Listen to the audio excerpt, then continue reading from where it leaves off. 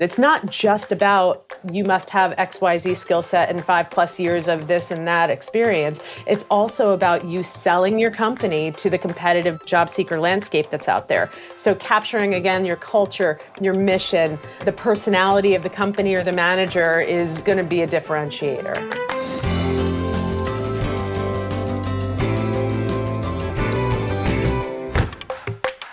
I'm Patrick Pacheco, and you're listening to Season 3 of In Good Companies from Cadence Bank, the podcast where we share our wealth of knowledge to help you navigate the opportunities ahead. Because that's what Cadence is all about, the expertise and flexibility to do business on your terms. We're empowered to help, whether it's through our podcast or any of our more than 400 locations across the South and Texas. This year, the U.S. reached a new low. Or rather, its unemployment rate did. In January 2023, U.S. unemployment fell to 3.4%, the lowest it's been since 1969. Competition for skilled workers is so fierce, companies refer to it as the talent war. If you listen to our latest bonus episode, you'll know that the labor force is changing. Workers have different priorities than they used to. The rise of job hopping and remote work means companies need to hire more often and be more compelling to job seekers. It also means that your talent acquisition process, from recruiting strategy to salary negotiation, needs to be dialed in. Is it? That's where Jennifer McNorton can help. Thank you, Patrick, for having me. My name is Jennifer McNorton. Please call me Jen. And I am the Senior Director of Talent Attraction at Indeed. So my purview is director plus hiring within Indeed on a global scale. Through her work and Indeed's unique visibility into hiring, Jen has developed a set of best practices, integrating the most effective talent acquisition strategies from across the economy. Except at Indeed, they have their own name for it. Yeah, so talent acquisition, and at Indeed, we call it talent attraction, so there's no one name for this, is multiple things. It is the team, the strategy, the process for hiring, and it encompasses everything from employer branding, to advertising jobs, to sourcing, recruiting, interviewing, basically everything you need to do all the way up to making a hire. The first step in the hiring process is sourcing candidates. And here, Jen advocates casting a wide net. So businesses looking to find the right candidate, they have to know where to look. So when you're looking for a candidate, what business sources should companies utilize to find good talent? All of them. So there are sites like Indeed. There are a host of other things, job fairs, employee referrals and employee networks, colleges and technical schools, alumni associations, staffing and recruiting firms, advertising, social media, direct recruitment. If you're a larger organization and you have a talent attraction strategy and you employ recruiters, directly recruiting and that sort of philosophy. So there are a lot of different areas to source candidates for your open roles. There's no right way to recruit. Some companies prefer a more active approach, while others let candidates come to them. Jen says each strategy has its time and place. Active recruiting is most beneficial in identifying those more passive candidates who may not be actively considering new opportunities, right? So people who are gainfully employed, happy where they are, not looking and scrolling through Indeed and looking for a new role. Actively recruiting somebody like that is a very targeted approach. It will likely yield a lower volume of candidates, but potentially will bring in those candidates with the very skill set and experience that you're looking for, who otherwise may not have been under consideration because they didn't apply. When you're hiring leaders or more senior employees, that's typically the approach that you would take. Now, the opposite of that would be the more passive recruiting. It also allows for several benefits, right? So as we've been talking about with any advertising efforts that your employer brand is putting forward, if your role is posted publicly and you invest in advertising those roles in various channels, not only will you get a higher volume of candidates, but it will also boost your employer brand by bringing awareness to the fact that your company is hiring, right? So the rub there is that unless you use a strategy to help align qualified applicants, you could become overwhelmed with the volume of applications. So the benefit of those who are qualified, though, is that you know that because they applied, they are interested in the role. They would like to be interviewed for the role, as opposed to the more active approach where they may or may not be interested in making the move. Is there any downside to maintaining kind of a talent pool or candidate pipeline? Should companies be doing that, or does that potentially get stale, or how do you maintain that? In my opinion, maintaining a candidate pool or a candidate pipeline is one of the best proactive approaches any company can take. Especially helpful if you know, for example, you're always hiring for customer service representatives or you're always hiring for software engineers. Having that pool sort of at the ready will help you be more efficient when your openings happen. You'll be able to pull people in pretty quickly.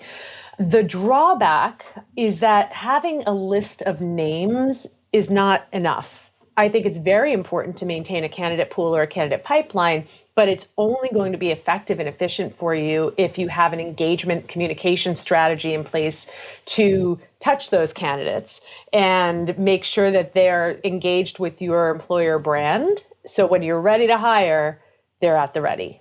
So do you let those candidates know, look, we're not necessarily hiring today, but we've found you to be an attractive candidate, and we do have positions come open?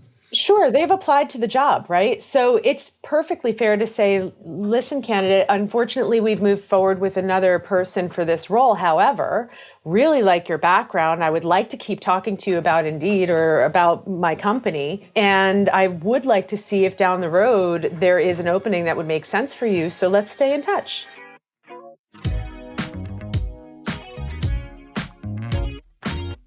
So often the very first time a candidate sees a job that they want to go to, what they're looking at is some job description.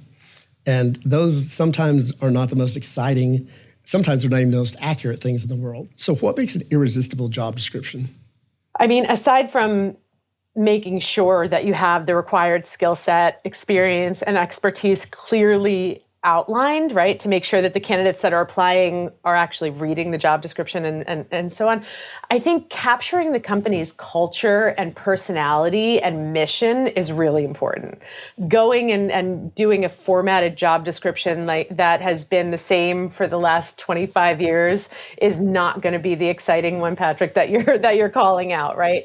This is where I like to work with the managers to kind of capture their voice a little bit, get a little bit of their tone, and really highlight what's so great about your company in the description. It's not just about you must have XYZ skill set and 5+ years of this and that experience. It's also about you selling your company to the competitive job seeker landscape that's out there. So capturing, again, your culture, your mission, the personality of the company or the manager is going to be a differentiator.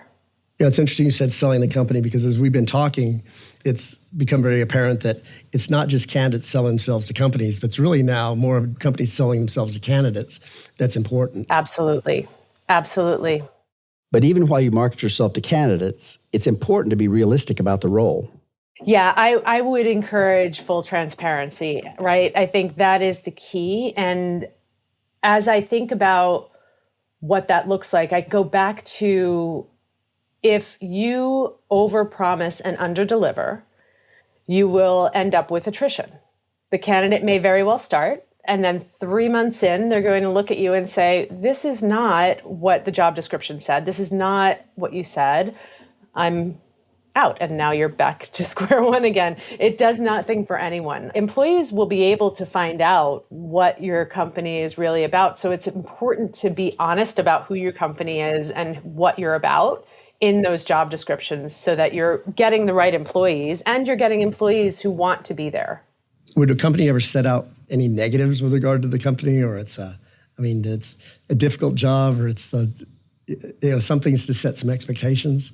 You'd have to be really mindful about your words, right? I think saying that, this is a highly structured environment, for example, might be a way to clearly state that there is a very distinct process that we follow here, as opposed to, we're a very creative and innovative environment. Again, being honest without being negative, you can absolutely do. You just have to be mindful of the words that you're choosing. Is there still a need for a cover letter on an application for a job? Does anybody look at them? It's not a requirement.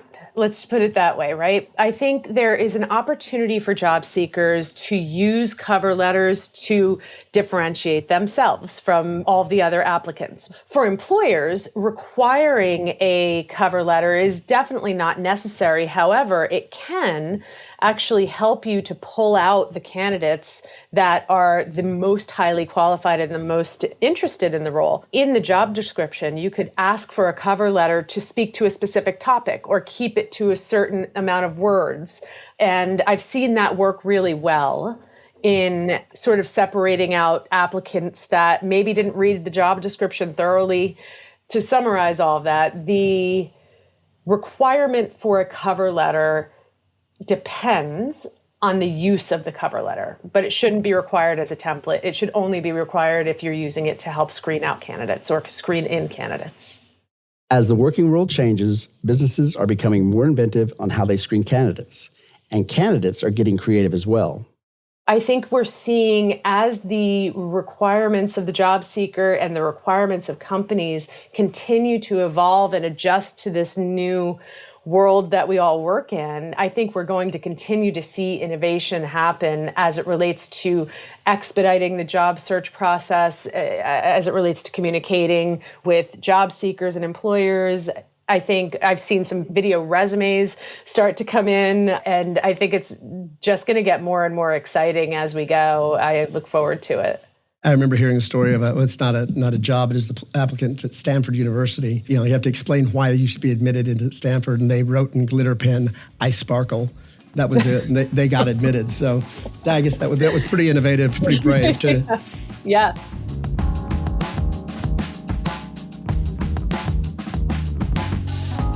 So now you have a good pool of candidates. You're thinking, okay, I've got one of these is the one. You get to the interview process, and this can be somewhat painful in itself. So what makes for a good interview process? So we talk about this a lot.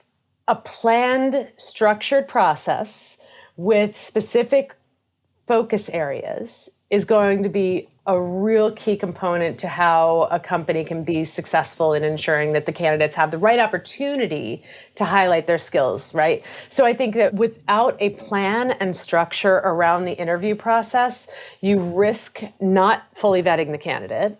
You risk not allowing the candidate the space to shine or to sparkle. And you also risk the candidate's experience, which at Indeed is really important. And we really encourage all of our hiring companies to focus on the candidate experience, where if you were interviewing and you met 3 different people and all 3 asked the same question, if not by design, as a candidate, you might be like, are you all talking to each other in the background? So I think that's one of the things you can do to help to streamline your success, is to go into the interview process with a plan, with focus areas, and with some structure that you can share with the candidate ahead of time and say, this is what you can expect to see out of our process. And then it makes it much more smooth on both sides. How many rounds of interviews should people have to go through? Ooh, that's a hot topic. The old CPA firms, I remember you get the initial one, then you'd have the office interview, then you'd have the interview with the next group, then you'd have the partner interview. I mean, it's like 4 or 5 interviews before you got hired. So what's the appropriate number? I think there's a difference between how many rounds of interviews and how many individual people am I meeting, right? Because it's going to depend on the level of candidate that we're hiring for. If I'm hiring a clerk for my retail store, I may only have to have them meet 2 or 3 people. If I'm hiring a chief financial officer for my publicly traded organization, the rounds of interviews may be more lengthy. My rule of thumb is 3 rounds. Now, that might mean that you're meeting multiple people at the same time in sort of a panel setting.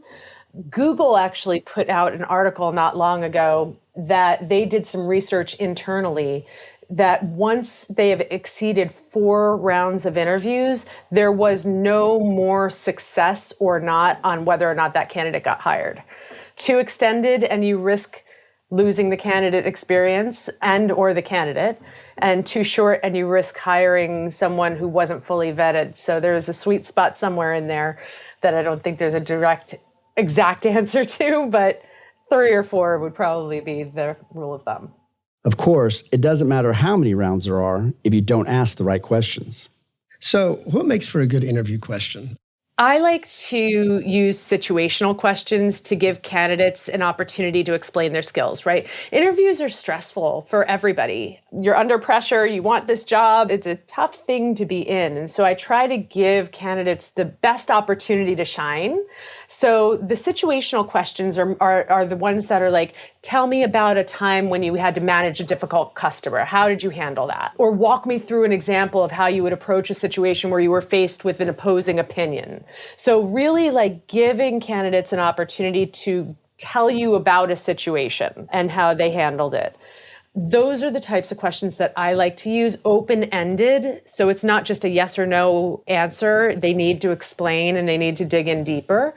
And then, the close-ended questions are a little bit more towards the end of the process. But during the actual interview, I do like to keep the questions open because it does open up the conversation. It allows for it to be a little bit more free-flowing. And again, allows the candidate to really have an opportunity to explain their skills.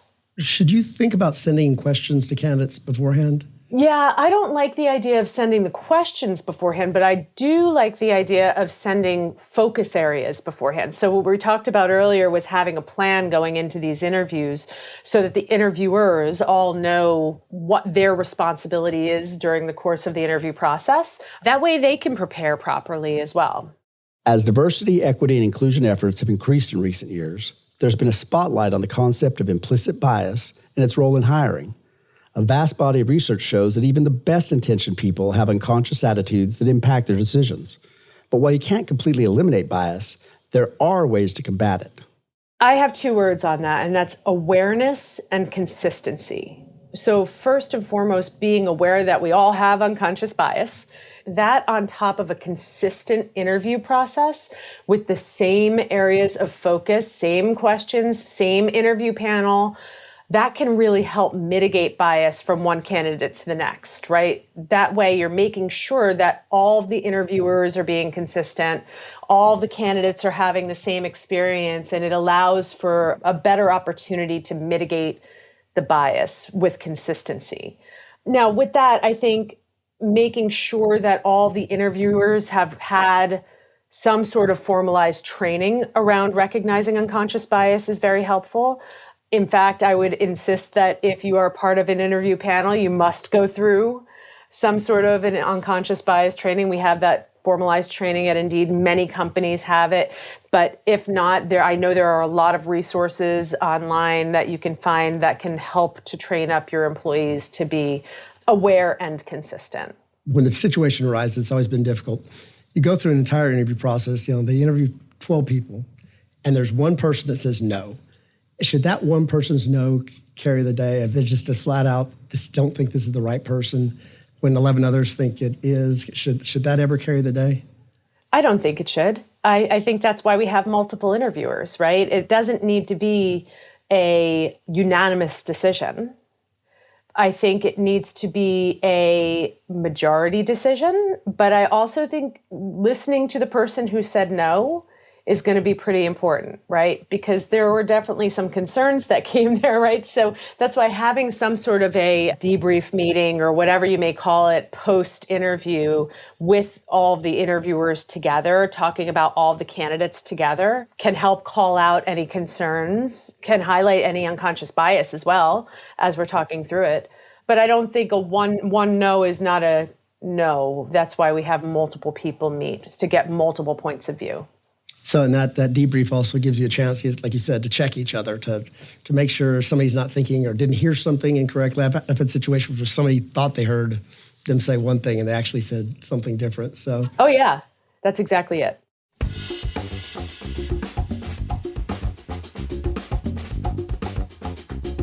So now you have somebody you want to hire. Still, the process isn't over because now you got to do the hard part. You got to make an offer. So how do you seal the deal? How do you get somebody to come in? Do you come out with your best shot right at the start, or what's the strategy around making sure you get that candidate that you found that you want? So I think this is where, when I was talking earlier about the interviews and asking open-ended questions to allow for candidates to really tell you their stories, this is the time for close-ended questions, right? Because you need to get clarity on whether or not the candidate has all the information that they need to make a decision before you even get to the offer, right? Do they have everything they need to know? Is there anything else you'd like to ask? Are you interested in moving forward? When would you be able to start? Things with finite answers that will really get the candidate thinking this is happening, right? Let's get there.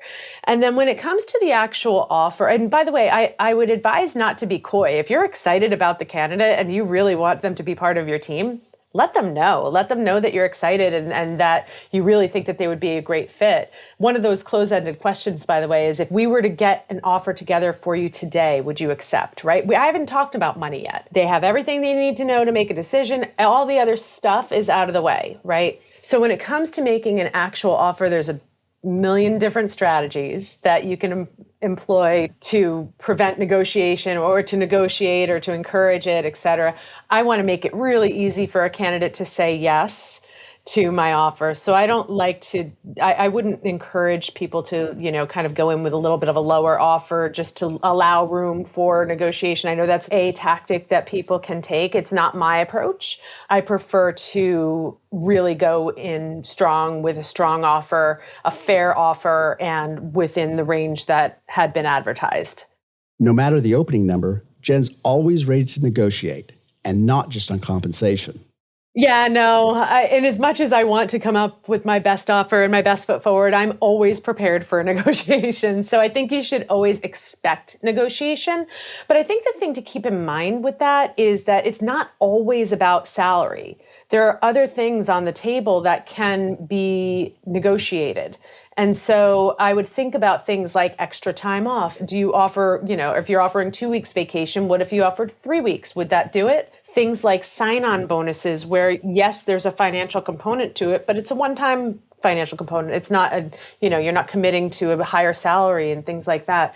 So again, I like to put my best foot forward in the offer. I do prepare for negotiation.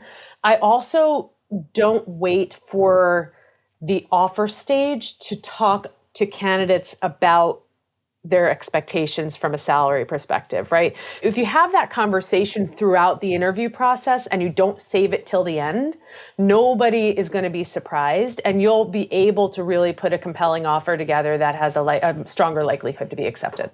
The hiring process is the first touch point talent has with your company. If it's not dialed in, candidates will run for the hills. These best practices will be the key to landing the best candidates available. Cast a wide net, maintain a candidate pool, and develop a plan to keep them engaged. Evaluate your interview process. Are you asking the right questions? Do you account for bias? Once you have a candidate you want, make it easy for them to accept the offer. As the workforce evolves, some of the best practices might change as well. So keep your ear to the ground. Even if you're a small business, there's help out there. There's a ton of resources available for people, job seekers and employers alike. Indeed, of course, has terrific resources available for companies and job seekers. And there's a lot of recruiters out there in the world that would be happy to help answer questions or even work with you during the process. So shout out to my fellow recruiters out there. You're not in it by yourself. There are a lot of folks out there that can offer some really great advice, and there's a lot of great resources out there that you can reach out to. Thanks to Jennifer McNorton of Indeed for sharing her considerable knowledge with us. If you enjoyed the show, we'd appreciate it if you'd write a review in your podcast app. Or if you're short on time, you can just rate us 5 stars. It only takes a second. And while you're there, subscribe. We'd love to have you, because when you're with us, we're in good companies.